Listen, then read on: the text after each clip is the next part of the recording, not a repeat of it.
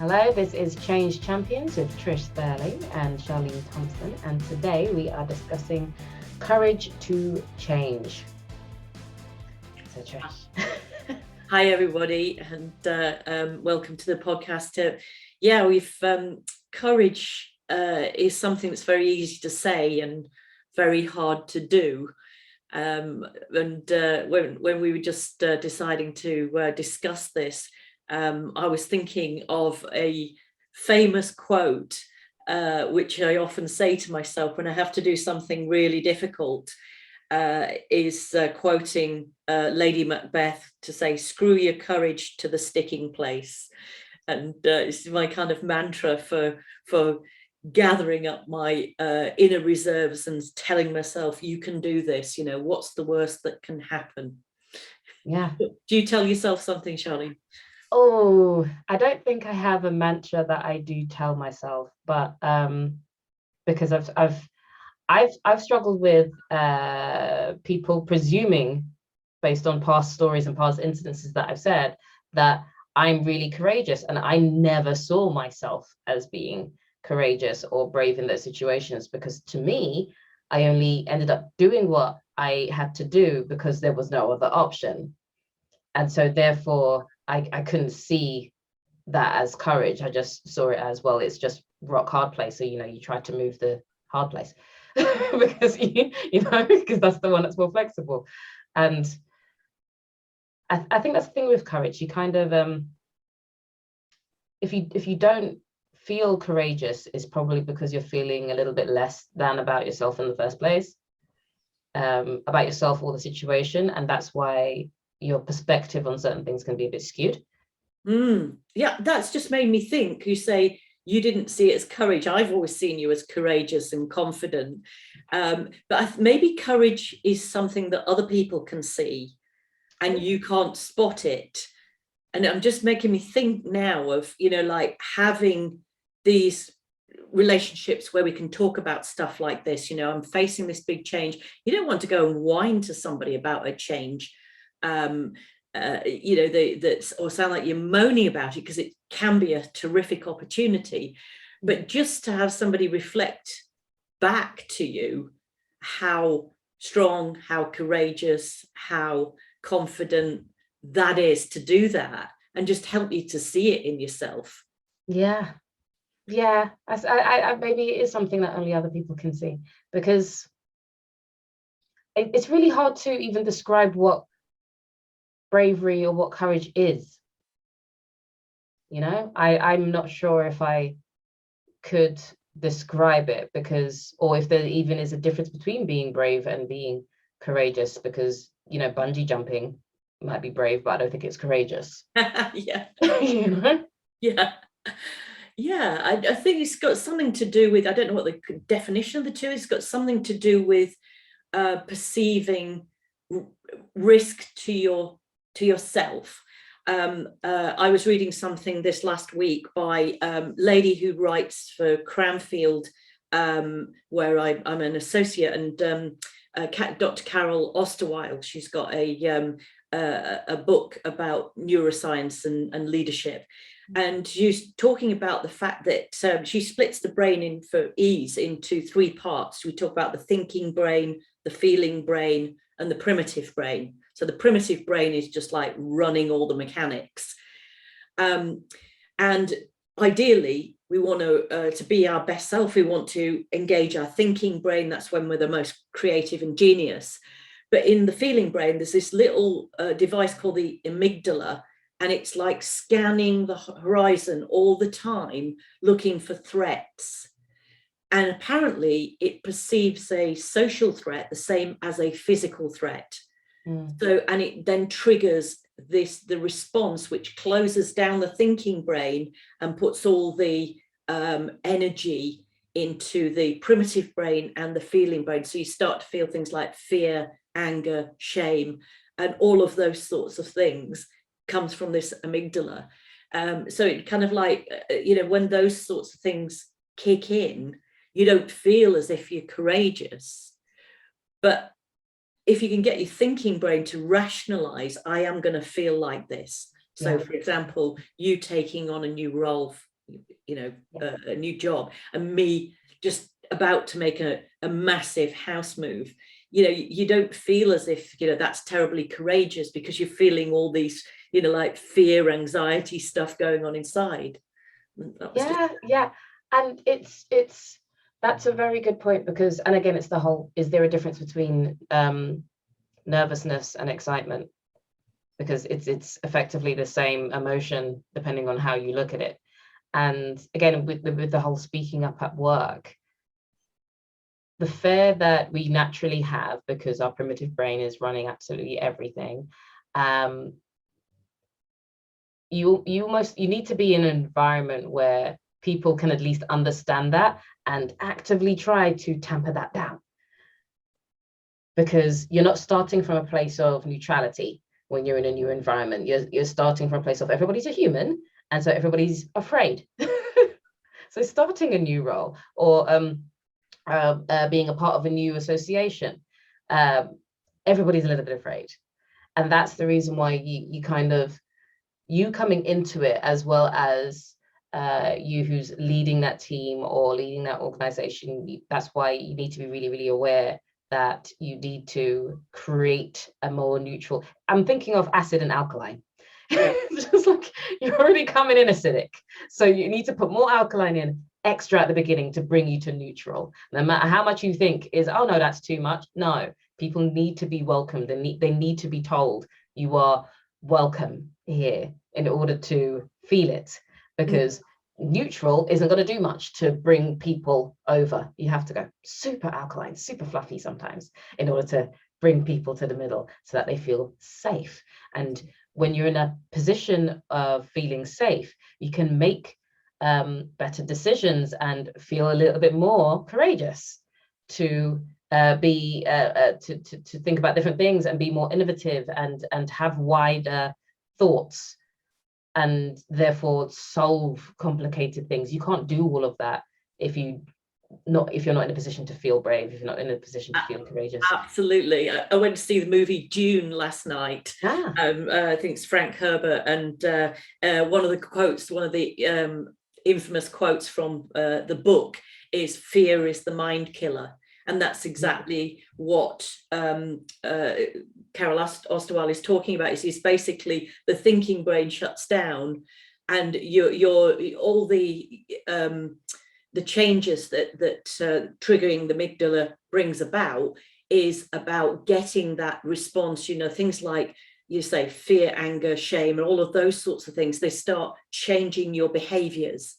So you try and move away from things that frightened you. So you become a little less gung-ho, a little bit more timid.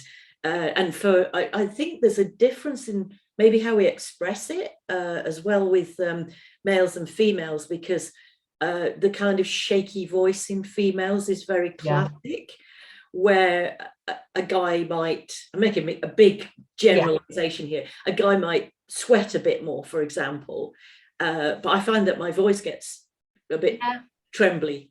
Yeah, and you end up having to steel yourself, both feet on the ground, especially if you're on a webcam. It's just like, no, uncross your legs, just position yourself and say what you need to say with your whole chest, as I say, with everything, say it.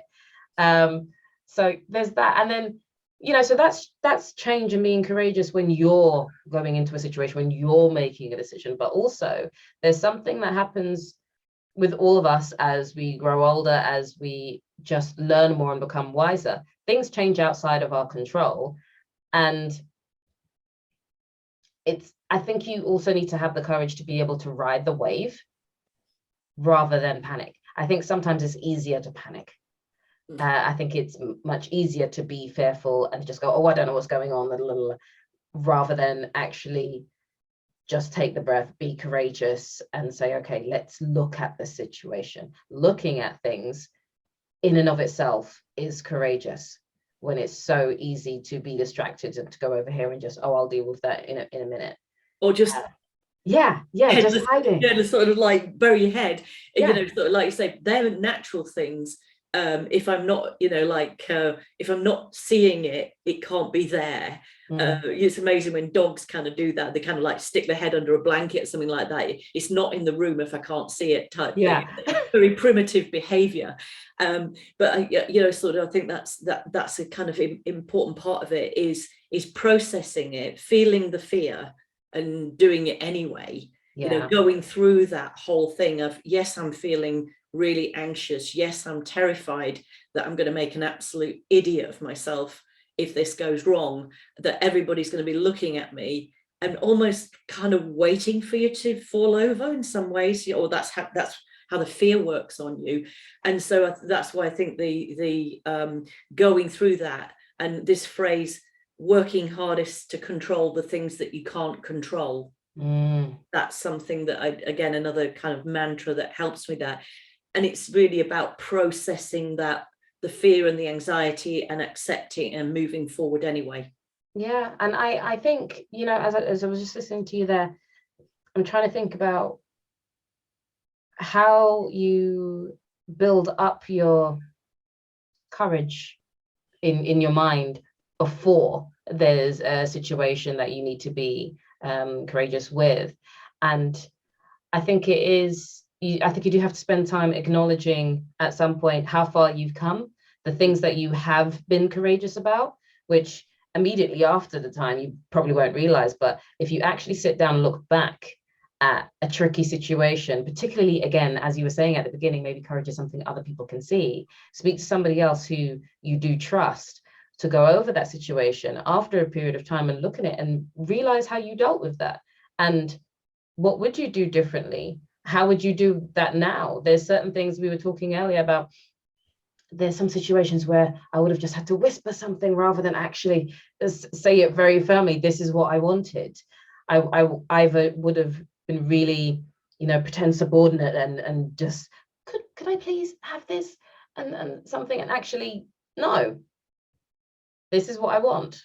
I don't need to beat myself up about the fact that I'm asking for something that I want. And that's something that I've had to learn over time. And I don't know how exactly it got built in, but I don't imagine I'm the only one that's ever felt like that. But in and of itself, that's something that I can, as a result of our conversation, look at and say, yeah, that was courageous. Even if it was a tiny bit of courageous, I can put that in a courageous jar. I think some of it is conditioning. Certainly in my upbringing, it was frowned upon for me to demand anything or even ask loudly, out loud, for something that I wanted. It was seen as impolite, a little bit pushy. And I think there is a little bit of, again, conditioning maybe between male, female in that sort of thing, as whether you're at school, you're encouraged to speak out, to project yourself and all of that sort of thing, versus being polite and being a good listener, that sort of thing. So I think that, some of it is the conditioning part of it that does that.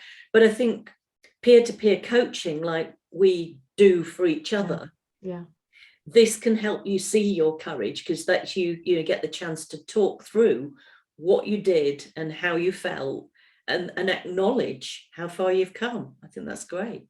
I think that's a brilliant point. I have someone who I'm kind of half mentoring. She's a very good friend, but she's 10 years younger than me. And she's a brilliant, brilliant person, brilliant mind. She's going to go very far. And I'm really excited to watch. But I was really sitting there and thinking about it because she's in sales operations as well as me. And I kind of thought, where would I be now if I had had somebody to speak to when I was 24? I have no idea. And I can say that fully. It's just like I knew my stuff back then, from as much as I could know, I really did. But if I had somebody to speak to, if I had any kind of coaching, any kind of mentorship, and it doesn't need to be from somebody who's 20, 30 years ahead. 5 minutes. It's enough. And just a different perspective. as well, to frame something differently. So, you know, you tell somebody how you saw something and how you thought you behaved, and they give their perspective on, well, you know, maybe if we just frame it slightly differently, it can be seen as this. And I think that just giving that kind of input, and having that kind of candor and openness in a relationship. So I think you can coach from any perspective. They don't even need to be ahead of you. Sometimes I've learned a lot from my kids in terms of, you know, sort of how that, just their perspective on something. So, you know, sort of thinking of that kind of coaching, mentoring relationship not being necessarily by somebody more senior, as you say, somebody who's miles ahead or somebody who's already made it. I think it's just about framing things differently and making you see things that perhaps you've kind of blinded yourself to. Yeah, you've walled up to. It's rebalancing. You know, I was tempted to say, because you were saying learning from your kids is remembering more softer things that it's easy to harden to as you get older, as you've got bills to pay, as you've got all of these responsibilities. But actually, I don't think it's a soft, hard thing like soft and hard skills. I think it's just a rebalancing. It's very easy to, and in fact, in some ways, that's probably the best thing, to really focus on your craft and what you do and how you do it. But also, you know, if you go way too far in that direction, then you can't actually continue to grow your craft or your personality, because you've got tunnel vision. You're really, really blinded to only just one thing. Whereas if you do have that peer-to-peer coaching, that rebalancing from any kind of position, that's where it's like the whole diversity of thought and everything. That's where it comes from. It helps you to see a more rounded view. It's like only being able to see certain colors. You know, you just see the world differently. Yeah. And I'm slightly red-green colorblind, and I didn't realize it at all till you know, sort of I got feedback on that from people about, for example, I'd bought a raincoat which I thought was brown, and somebody was sort of saying, oh, are you going to put your green raincoat on? And I said, I don't have a green raincoat. It's just because you can't see it. It's like, whose coat is this? It's not mine. Yeah. I did not know that. Okay. It's very slight. So, you know, and it's just like, you know, when something is on that kind of spectrum of a color where one person's going to see it one way and one person's going to see it the other. I mean, you know, just to go off on a tiny tangent, who can say that this color is the actual color blue? We're just saying that because the majority of people have looked at the same thing and called it blue. We all agree. But anyway, so it's just like madness of masses. But yeah, that courage to change, the courage to have the conversation, to even start that conversation with someone, to say, hey, can you help me talk about me? So that I can understand it. I think I think it does take courage, because, and it takes you being vulnerable. And again, that's probably another episode where we'll talk about what vulnerability actually means, because it doesn't mean weakness. It means openness in a safe space, ideally. So, and you can't grow. You can't grow. You can't take off your old red coat and then put on a green coat, Trish. unless you're open to even being told that coat is not the right color, you know. That you just reminded me of, you know, something I was talking at a conference earlier this week and talking about the difference between feedback and criticism. And feedback being coming from a place that really wants to make the recipient or the outcome better, you know, vested interest in the outcome being better than it is now. Whereas criticism's often more about scoring points or making yourself look good or just getting your own back in some way. But the ability to give and receive feedback, well, it's an art that needs some coaching. And sometimes people are a little bit clumsy at it when they first start. So I think definitely having some practice is great. Yeah, I mean, what you're saying there, that makes a lot of sense. So if you're thinking you're giving feedback, but actually the feeling that you have inside is that you feel like they've done something bad, for example, and you want them to feel like they've done something bad, like you're scolding them, but you're doing it politely. That's not feedback. No. That is you trying to, in some way, shape, or form, punish. It might, you might not be hitting someone, but the feeling hurts. So if you're trying to give that to someone, they will receive it as pain. And I think that's one of the things to be aware of if you are then going to go and look for a coach from any direction. You do have to keep in mind that not everyone can speak to you on the level that you would like to be spoken to. And so therefore, in some way, shape, or form, try to figure that out. Just be aware of that, because it's not anyone you can just speak to about your own personal thoughts and what's going on inside. And it could actively, what's the word called? Not bounce backs, rebound on you in a bad way, backfire. There we go. Backfire on you if you do end up speaking to someone who isn't emotionally intelligent. And then that then minimizes your desire to want to be courageous again, to want to be vulnerable and open again.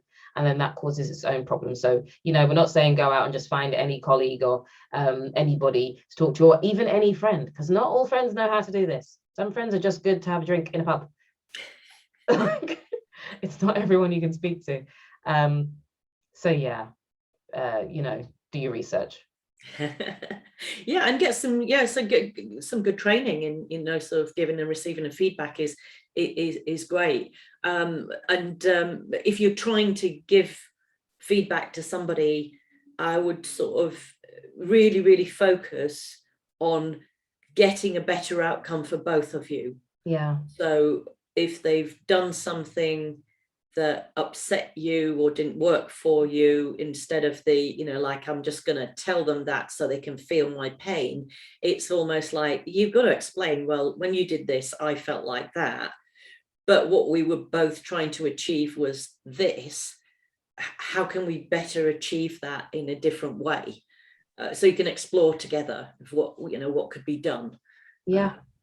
Yeah. And I think as well, I was reminded of this yesterday. Sometimes you can have one of those conversations with one of your mates, let's say, you just get a random call, and you end up giving them the same advice that you ought to be giving to yourself.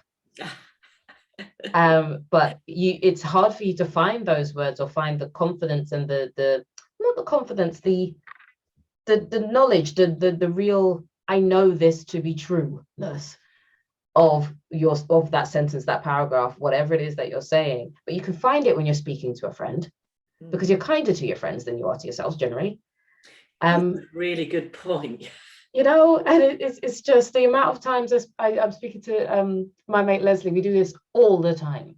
One of us will call the other one up and will wax lyrical about what somebody should do in this situation and all of these things, and G each other up.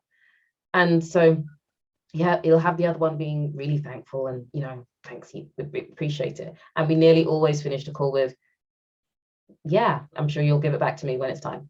Because I'm going to forget. So tell me when you forget, I will tell you. Yeah, it's a two-way process. And you say it relies on trust. For peer-to-peer coaching relies on trust, because that's the two-way relationship. But if it's team feedback, that's when we need psychological safety, because that's kind of like team trust. Yes. It's an openness, a candor. We can say things, and we phrase things in a way that is going to build something going forward, is going to maintain that openness and candor. And sometimes it could be quite a negative thing you're having to feed back, that the piece of work that somebody's done isn't quite what you wanted, or it's not quite up to the standard, or that we think there's more to be done, or there's all sorts of situations where you're having to give people negative feedback. And it's all about, I think, framing it and giving some understanding of why you're doing that and where you want to get to, even if you're not that succinct and, you know, polished at doing it to begin with. Yeah. And that, again, that's why it's so important, because if you're receiving that feedback that you have done something wrong or we need to fix something, and it's coming from a good place, you're going to feel sore, but you're going to be able to bounce back from that feeling and start fixing it much more quickly, much quicker than you would if you got the feeling that somebody was trying to admonish you, because then you feel wounded. Yeah. You know, and then how are you supposed to then be your whole self again, and then come at it with your best mind, your fresh mind, and with that vigor? You can't do that. It's just hard. And that's why that, you know, psychological safety is something that everybody needs to keep up, because it, you know, it's fragile. And I think people don't realize that if you wound somebody, that just by turning around and saying sorry doesn't fix that. You've broken something that is going to take some building back.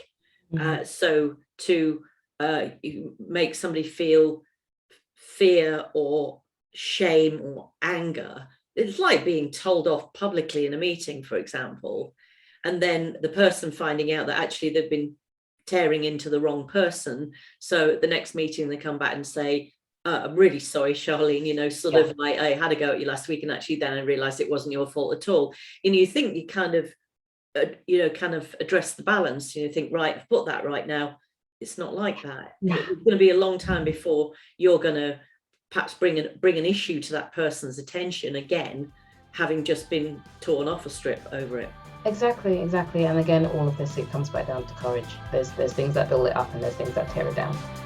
So there's that. Thank you, Trish. Thank you, Charlene.